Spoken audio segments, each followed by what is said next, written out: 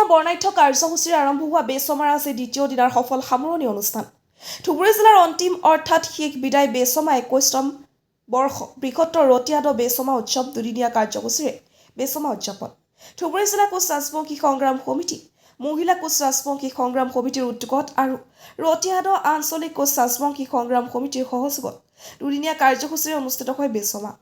বেচমাৰ আজি সামৰণি অনুষ্ঠানত পুৰস্কাৰ বিতৰণী, খোলা সভাৰ লগতে সদ্য ঘোষিত হাইস্কুল শিক্ষান্ত পৰীক্ষাত প্ৰথম বিভাগত উত্তীৰ্ণ হোৱা ছাত্ৰ ছাত্ৰীক সম্বৰ্ধনা আৰু মানপত্ৰৰ লগতে বহী কলম আদি দিয়া হয়। সমান্তৰালকৈ বিদায়ী বেচমাৰ জৰিয়তে কোচ ৰাজবংশী ভাষা সংস্কৃতিৰ উন্নয়নত পাতানিখনেও উল্লেখনীয় ভূমিকা ল'ব বুলি বেচমাৰ ব্যাখ্যা কৰা ভাষণত কয় কোচ ৰাজবংশী সংগ্ৰাম সমিতিৰ কেন্দ্ৰীয় সাধাৰণ সম্পাদক দুলাল চন্দ্ৰ ৰায়।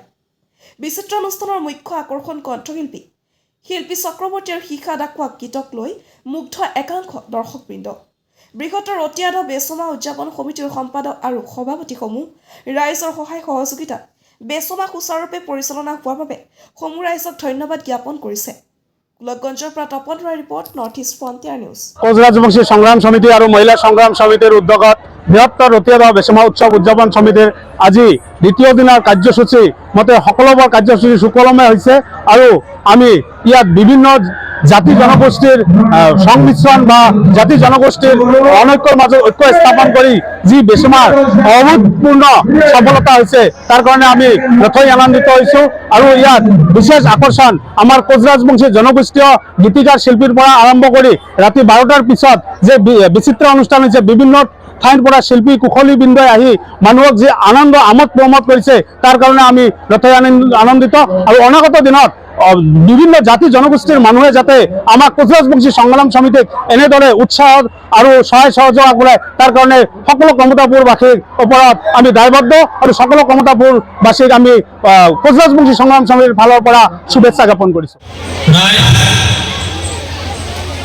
আজি আমাৰ পত্র অঞ্চলত এত সুন্দর একটা অনুষ্ঠান আয়োজন করছে। এই অনুষ্ঠান আয়োজন করার জন্য মই প্রথমতে সবাইকে ধন্যবাদ জানালো। আজি তোমরা সবাই জানেন রতিয়াদ